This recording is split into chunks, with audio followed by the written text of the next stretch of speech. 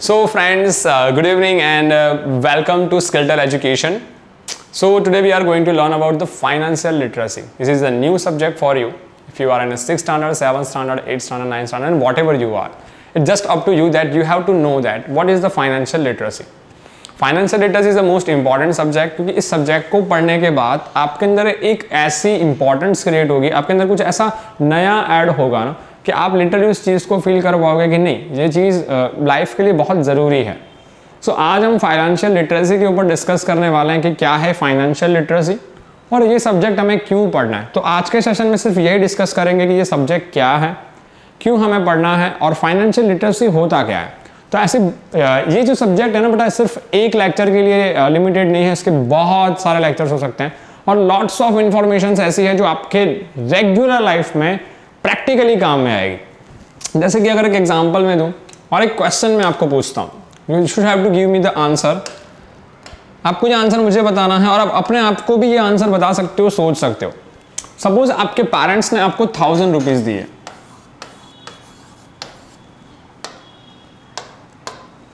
Suppose your parents give you 1000 rupees, तो आप इस 1000 रुपीज का क्या करोगे? सोचो, आप क्या करोगे? कपड़े खरीदोगे, गिफ्ट्स खरीदोगे, स्कूल की बुक्स खरीदोगे, कहीं नाश्ता करने जाओगे, तो अपनी मनपसंद चीज़ें खरीदोगे 1000 रुपये। पर कभी ये सोचा है वो 1000 रुपये आपके पास आए कैसे? आपके पापा ने वो 1000 रुपये अर्न कैसे किए, कैसे कमाए वो? जी हाँ, पापा की तो बिजनेस है, पापा का जॉब है ना। तो पापा ने वो बिजनेस डेवलप कैसे किया? पापा के पास वो बिजनेस कहाँ से आया? और अगर आपको ऐसा बिजनेस इस एज में ओपन करना है तो क्या करना चाहिए? क्या ऐसा हो सकता है कि आप 1000 रुपीज आपके पापा से नहीं ले रहे, पर इसी एज में अभी के टाइम पे आप मंथली 10,000 रुपीज अर्न कर रहे हो? स्कूल की पढ़ाई, ट्यूशन की पढ़ाई, जॉब, होमवर्क, ये सब करने के बाद भी मंथली 10,000 रुपीज आप अर्न कर रहे हो। सो कैसा होगा कि आपको मंथली 10,000 रुपीज मिल रहा है? बहुत अच्छा है ना। चलो और एक चीज बताता हूं। सपोज कि आपके पापा ने आपको 1000 रुपए दिए, आपने उसको पूरे साल अपने पास रखे, आपने उसको सेव करके रखे। आपके पास छोटा सा एक पिगी बैंक होगा, एक गुल्लक होगा, जिसमें आपने क्या किया, उस गुल्लक के अंदर आपने बहुत सारे सिक्के इकट्ठे करके रखे हैं, बहुत सारी करेंसीज और नोट इकट्ठे करके रखे हैं और ये पूरा भरा पड़ा है। तो क्या होगा, साल के एंड में जब आपके बर्थडे से पहले आप इस गुल्लक को, इस पिगी बैंक को ओपन करते हो और अंदर से सारे पैसे निकालते हो, तो कितनी खुशी होती है ना इतना सारा पैसा देखकर। तो सपोज ये आपको पैसा पिगी बैंक में सेव करना पड़ता है, पर कभी ये पिगी बैंक चोरी हो जाए या गुम हो जाए तो? क्या सर कैसे बात कर रहे हो, चोरी कैसे हो जाएगा? हम संभाल के रखते हैं, इतना सारा पैसा है। चलो, आपके पापा ने 1000 रुपये आपको दिए, आपने उसको सेव नहीं किए, पर मान लो इस 1000 रुपये को आपको मुझे 3 मंथ्स के लिए देने। सर मैं क्यों दूं आपको 3 मंथ्स के लिए? आप लेके चले जाओ। तो बात तो आपकी भी सही है, पर ये 1000 रुपीज मैं आपको 3 मंथ्स के लिए दे रहा हूं और मैं आपको प्रॉमिस कर रहा हूं कि 3 मंथ बाद 1000 रुपीज की जगह पे मैं आपको 1300 रुपीज दूंगा। मतलब प्लस 300 रुपीज मिलेंगे आपको 1000 के ऊपर। 1000 रुपये तो आपके पास है, 300 रुपये और आपको मिलेंगे। तो कितनी खुशी होगी कि भाई मैंने तो कुछ नहीं किया, सर को 1000 रुपीज दे दिए, 3 मंथ्स के बाद मुझे 1300 रुपीज मिले, है ना। बहुत खुशी की बात। तो ये कैसे होता है? मैं क्यों आपको 1300 रुपीज दूंगा, 2000 रुपीज नहीं दूंगा? ये 300 रुपीज मैंने आपको एक्स्ट्रा क्यों दिए? ऐसे सारे सवाल के जवाब मैं आपको दूंगा कि पिगी बैंक चोरी ना हो जाए, उसके लिए क्या करना है, पैसे कहाँ सेव करूँ तो मेरे पिगी बैंक में एकदम स्टोर रहे, 1000 रुपीज पे चीजें क्यों नहीं खरीदनी, है ना। और अगर 1000, मान लो कि आपके पास 1000 रुपीज है, इस 1000 में से 10,000 बनाने हो तो कैसे? कितने सर 1000 से 10,000? हाँ भाई, ऐसे सारे सवालों के जवाब आपको फाइनेंशियल लिटरेसी से ही पता चलेंगे। तो ये एक तरह का एजुकेशन है। स्कूल्स, कॉलेजेस में सब जगह पे आपको सिर्फ हिस्ट्री, ज्योग्राफी, फिजिक्स, केमिस्ट्री, ये सारी चीज़ें पढ़ाई जाती है। पर ये टॉपिक है ना, ये बहुत इंपॉर्टेंट टॉपिक है। चाहे आप डॉक्टर हो, लॉयर हो, इंजीनियर हो, साइंस, कॉमर्स, आर्ट, किसी भी फील्ड से अगर आप बिलोंग करते हो, आपको क्या करना है? अपने मनी को मैनेज करना है, पैसे को मैनेज करना है। तो पैसों को मैनेज करने के लिए, मैनेज क्या होता है कि भाई पैसा कितना कमाया, कितना खर्च किया, कितने पैसे बचे, इस पैसों से मैं घर खरीदूंगा या गाड़ी खरीदूंगा, है ना, लोन लूंगा, तो ये लोन कौन देता है, लोन क्यों देता है, लोन पे इंटरेस्ट क्या होता है, ये मल्टीपल चीजें, हर छोटी छोटी चीजें करके हम यहाँ पे प्रॉपर सब चीजों को समझेंगे, है ना। हम ये भी समझेंगे बैंक कैसे काम करती है, एक इंडस्ट्रीज कैसे ओपन होती है, एक छोटा बिजनेस वाला बिजनेस कैसे ओपन करता है, हमें बैंक लोन क्यों देती है, हम पैसे लेकर भाग जाएं तो, ये सारे सवालों के जवाब फाइनेंशियल लिटरेसी में आपको मिलते जाएंगे। पर हम एक स्टेप बाय स्टेप चीजों को पढ़ेंगे। तो पहले ये सोचते हैं ये पैसा आया कहां से, ये पैसा बनाया किसने, और पैसा बनाया तो क्यों बनाया, इतने सारे सवाल, ये सारे सवालों के जवाब फाइनेंशियल लिटरेसी में हैं। ओके, तो शुरू करते हैं फाइनेंशियल लिटरेसी। एक छोटा सा एग्जांपल लेते हैं फाइनेंशियल लिटरेसी को समझने के लिए। मान लो कि आज इस लड़के का बर्थडे है। अब इस लड़के का नाम क्या है, तो इस लड़के का नाम है मोंटू। क्या नाम है, मोंटू। तो आज मोंटू का बर्थडे है। आपका बर्थडे आता है एक साल में? जी सर। तो क्या करते हो बर्थडे के दिन, बताओ मुझे। यस, बर्थडे के दिन क्या करते हैं सर, पापा गिफ्ट लेकर आते हैं, केक कटिंग करते हैं, रेस्टोरेंट और होटल में खाना खाने के लिए जाते हैं, घूमते हैं, इंजॉय करते हैं, फ्रेंड्स के साथ पार्टी करते हैं। तो भाई होटल में खाना खाने के लिए, केक खरीदने के लिए, घूमने के लिए क्या चाहिए, मनी।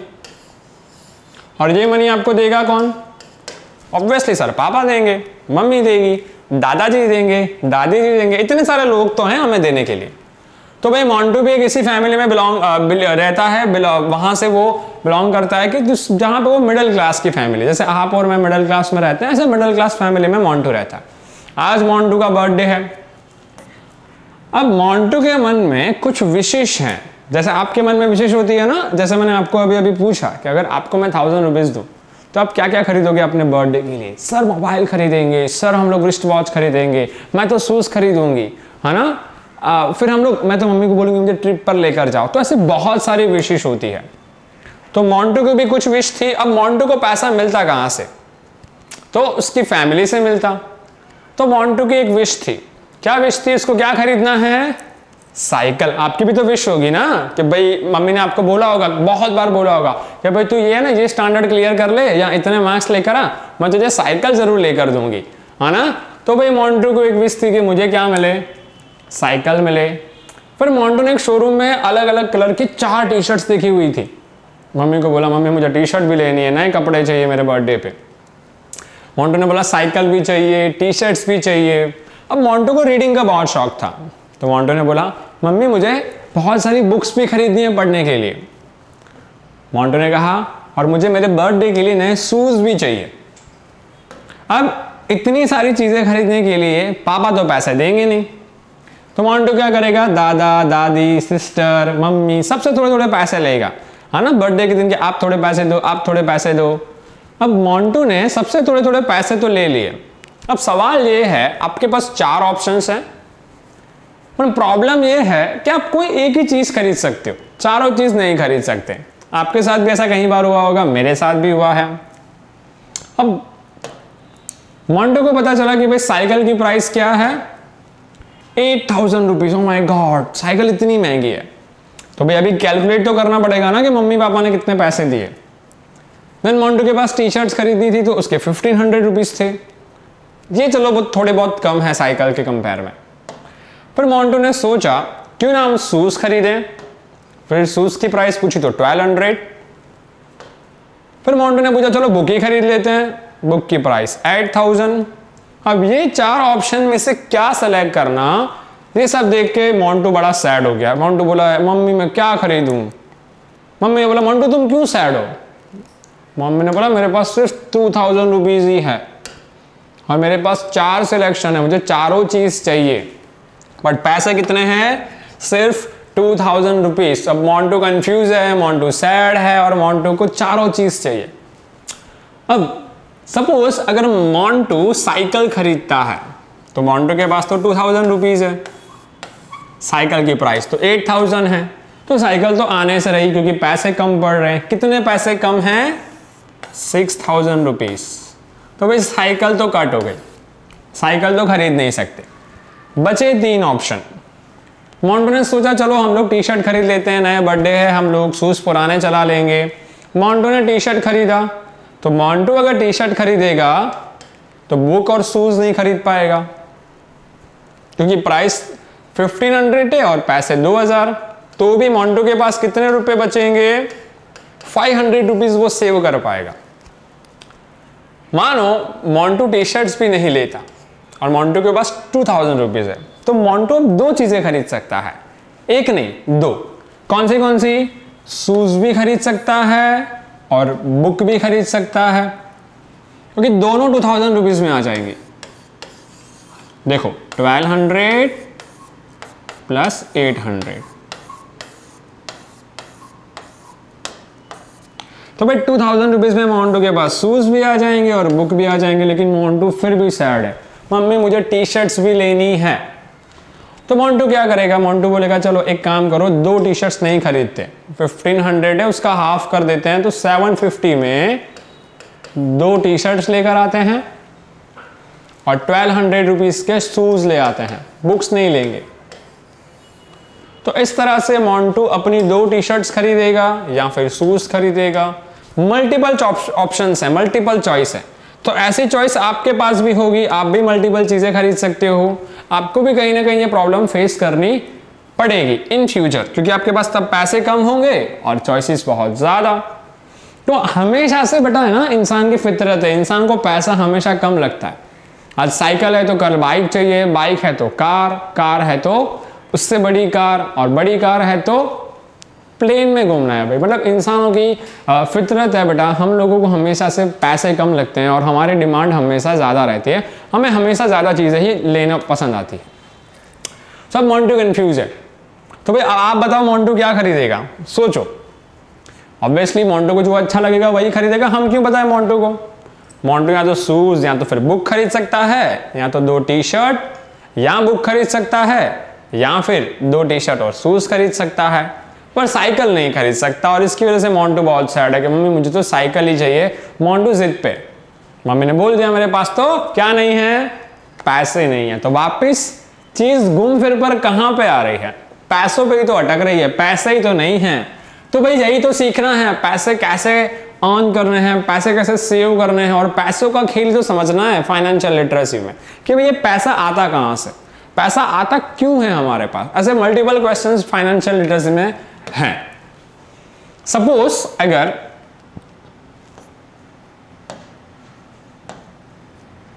मोंटू ने क्या कर ली, साइकिल खरीद ली, और मोंटू के पास कितने रुपए होते? 20,000 रुपए। ओ माय गॉड, 2000 नहीं बट 20,000, 20,000 रुपए होते। तो आज मोंटू साइकिल भी ले लेता, मोंटू टी शर्ट्स भी ले लेता, मोंटू शूज़ भी खरीद लेता, और मोंटू बुक्स भी ले आता, सब कुछ खरीद लेता ना।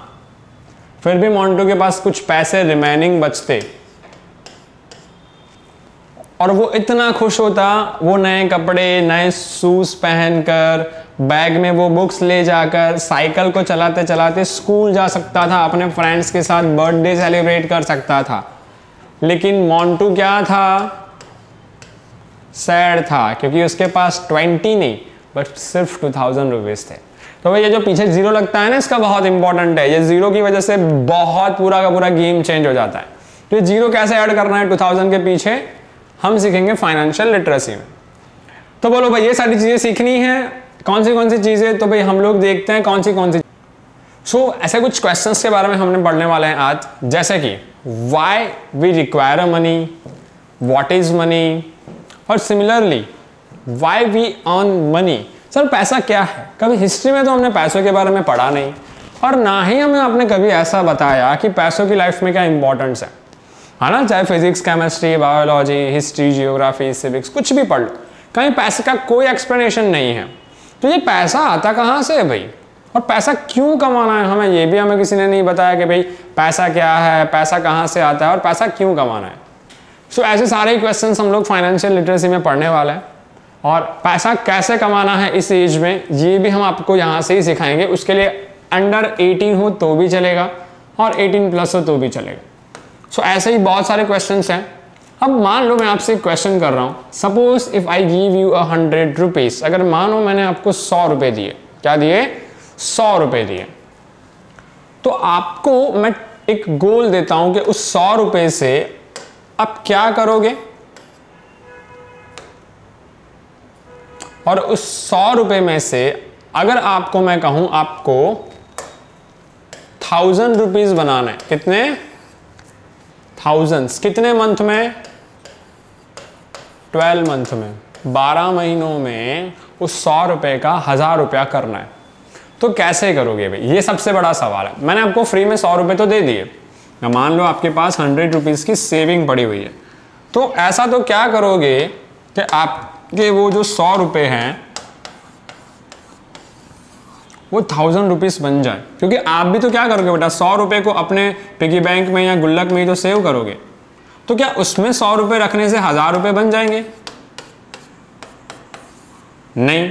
तो 100 का 1000 होगा कैसे सर? ये तो आपको बताना पड़ेगा सर, मुझे ये ट्रिक चाहिए। अगर आपको ट्रिक चाहिए तो ये सारे फाइनेंशियल लिटरेसी के वीडियो देखने होंगे, उसमें बहुत सारी ऐसी चीजें हैं जो आप सीखोगे और लाइफ में इसको अप्लाई करोगे। 100 से 1000, 1000 से 10,000, 10,000 से लाख भी कर सकते हो, है ना? तो ये सारी चीजें सीखेंगे हम लोग फाइनेंशियल लिटरेसी में। ये इंट्रोडक्शन है कि फाइनेंशियल लिटरेसी है क्या। तो पहले बेसिक पता होना चाहिए ना बेटा कि फाइनेंशियल लिटरेसी है क्या, तो पढ़ने में बहुत मजा आएगी। तो भाई फाइनेंशियल लिटरेसी यही आपको सिखाता है कि पैसे कैसे अर्न करने हैं और पैसों को कैसे मैनेज करना है। अब आपने देखा होगा बेटा कि पैसा है ना, 2 तरह की कैटेगरी डिवाइड करता है हमारी सोसाइटी में, एक पुअर और एक रिच। तो हम रिच किसे कहते हैं? जिसके पास क्या हो? बहुत सारा पैसा हो, बंगला हो, गाड़ी हो, कार हो। और पुअर किसे कहते हैं? जिसके पास बहुत कम पैसा हो, खाने के लिए खाना ना हो, बहुत ही क्रिटिकल सिचुएशन में रहता हो, उसके पास हेल्थ फैसिलिटीज ना हो, तो ऐसे इंसान को पुअर कहेंगे। ओके, तो ऐसे 2 तरह की कैटेगरी इन सोसाइटी में हमारे यहाँ पर डिवाइडेड है बेटा। तो सवाल ये है कि पुअर क्या होता है? Who is poor? हमारी सोसाइटी में पुअर कौन है? कौन से इंसान को हम पुअर कहते हैं? तो भाई ऐसा इंसान जिनकी ऐसी सिचुएशन है, जिनके पास खाना पीना नहीं है, जिनकी लाइफ बहुत बुरी है।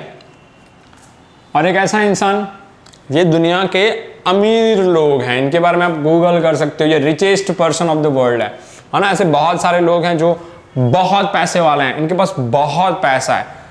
तो भाई इन्हीं के पास इतना पैसा क्यों है, हमारे पास क्यों नहीं है इतना पैसा? तो उसके लिए अगर हम देखेंगे इस चैप्टर्स में सारे कि भाई ये इन लोगों ने कैसे पैसा कमाया है और इन्होंने क्या क्या अपनी लाइफ में किया है, ये भी हम एक रिव्यू पढ़ेंगे, है ना? कि जो टेस्ला के ऑनर हैं, Jeff Bezos, the owner of Amazon, इन सब ने क्या किया है भाई, इनकी इतनी बड़ी बड़ी कंपनियां क्यों हैं, और आप कर सकते हो या नहीं कर सकते, ये सवाल भी मैं आपको फाइनेंशियल लिटरेसी में बताऊंगा। तो भाई रिच पर्सन कौन है? ये लोग रिच पर्सन है। अगर आपको भी बनना है रिच पर्सन तो वे यहीं से है, पर इसका कोई शॉर्टकट नहीं है। तो भाई आज सुबह उठे, कहीं पे इन्वेस्टमेंट किया, पैसा डबल हुआ, ऐसा कोई शॉर्टकट नहीं है। Hard work and smart work plus patience सबको चाहिए।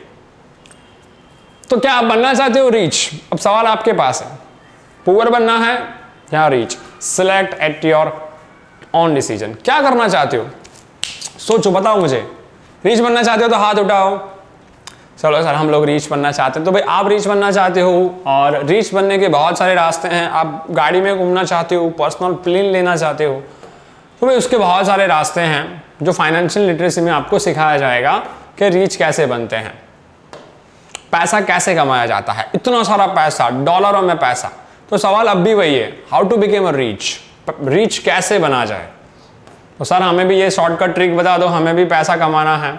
तो बस यही जो शॉर्टकट ट्रिक्स हैं, यही जो मैनेजमेंट है, इसी को तो कहते हैं फाइनेंशियल लिटरेसी। पैसा कैसे कमाया जाता है, कैसे मैनेज किया जाता है, इन्वेस्टमेंट क्या होता है, बैंक कैसे काम करती है, इंडस्ट्रीज कैसे काम करती है, डॉक्टर बनो या लॉयर, टीचर बनो या इंजीनियर, है ना, कहीं पे जॉब करो या बिजनेसमैन बनो, कहीं पे भी चले जाओ, ये आपको कोई नहीं सिखाएगा जो लाइफ के लिए इंपॉर्टेंट है। लोग बेटा 50-50 हजार रुपए, लाख रुपए की मंथली इनकम अर्न करते हैं, फिर भी उनकी लाइफ बहुत ही बुरी होती है। कहते रहते हैं कि हमारे पास पैसा नहीं है, हमारी सिचुएशन बहुत बुरी है। क्यों?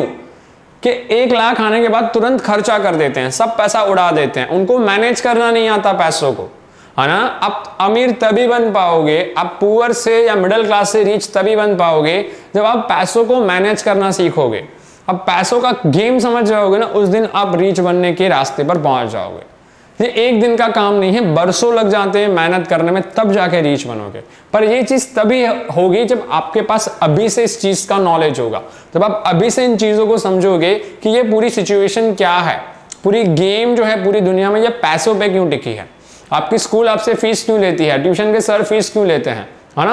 ये सारी चीजें, सब्जियां लेने जाते हो तो वो बंदा पैसे क्यों लेता है, ये कभी सोचा है कि वो बंदा हमसे पैसा क्यों लेता है, फ्री में क्यों नहीं देता भाई, है ना। पेड़ पे ही तो उगा है, उसने तो मेहनत की है, कौन सा उसने कोई खर्चा किया है। तो ये सारे सिचुएशन के, ये सारे सवालों के जवाब कहां पर है, फाइनेंशियल लिटरेसी पे। तो फाइनेंशियल लिटरेसी शुरू करते हैं। नेक्स्ट टॉपिक, यहां पे कुछ ऐसे क्वेश्चंस हैं जो मैं आपको पढ़ाने वाला हूं फाइनेंशियल लिटरेसी में। All about financial literacy, how to earn money, how to save money, how to do business, how to do job, job कैसे की जाती है, how to manage a money, how to become a wealthy, पैसे वाला कैसे बना जा सकता है सर, इतना सारा पैसा कैसे, कहां से आएगा मेरे पास। ये सारी चीजें हैं फाइनेंशियल लिटरेसी में। सो बस फाइनेंशियल लिटरेसी में यही सारी हम लोग चीजें पढ़ने वाले हैं। बस फाइनेंशियल लिटरेसी की तरफ जाएं उससे पहले आपके लिए टास्क ऑफ द डे, और ये टास्क बहुत अच्छा है, इसको आपको पूरा करना है। How can you earn 200 rupees without any help of friend and family. आपको 200 रुपये कमाने हैं अपनी स्किल और अपनी नॉलेज पे within a 1 week. Time दे रहा हूं 7 दिनों का। कुछ ऐसा करो कि 7 दिनों के अंदर आप 200 रुपये कमा पाओ। ना तो आपके मॉम डैड की हेल्प लेनी है, ना तो फ्रेंड की हेल्प लेनी है। आप अपने नॉलेज, स्किल, हार्डवर्क का इस्तेमाल कर सकते हो, ब्रेन का इस्तेमाल कर सकते हो, ट्रेड एंड बिजनेस कुछ भी कर सकते हो, बट आपको 200 रुपीज अर्न करना है। पर इसके लिए आपको स्पेशली आपके पेरेंट्स को इन्फॉर्म करना है, तभी इस टास्क को आप कंप्लीट कर पाओगे, तभी इस टास्क को आप कंप्लीट करोगे। उनकी हेल्प नहीं लेनी है, पर उनको इन्फॉर्म जरूर करना है, उनको बताना जरूर है कि हम ऐसा कुछ काम कर रहे हैं, हमें ऐसा कुछ टास्क दिया गया है और मेरे मन में ये आइडिया है, क्या मैं ये आइडिया अप्लाई करके 200 रुपये कमाऊं। ऐसे उनसे परमिशन ले लेना और फिर अर्न करने की कोशिश करना। सोचना कि 200 रुपये कमाना कितना हार्ड है ना। खर्चा तो आप यूं कर लेते हो, मम्मी ये पेंसिल चाहिए, मुझे ये साइकिल चाहिए। तो ये 200 रुपीज अर्न करने में क्या क्या प्रॉब्लम्स आप फेस कर रहे हो, मुझे आइडिया दो और मुझे बताओ कि आपने क्या किया। ओके, सो ये आपका टास्क ऑफ द डे था। Thank you so much. ऐसे ही कुछ इंटरेस्टिंग वीडियोस लेकर हम आपके पास आते रहेंगे और कमेंट सेक्शन में बताएं हाउ वाज द वीडियो।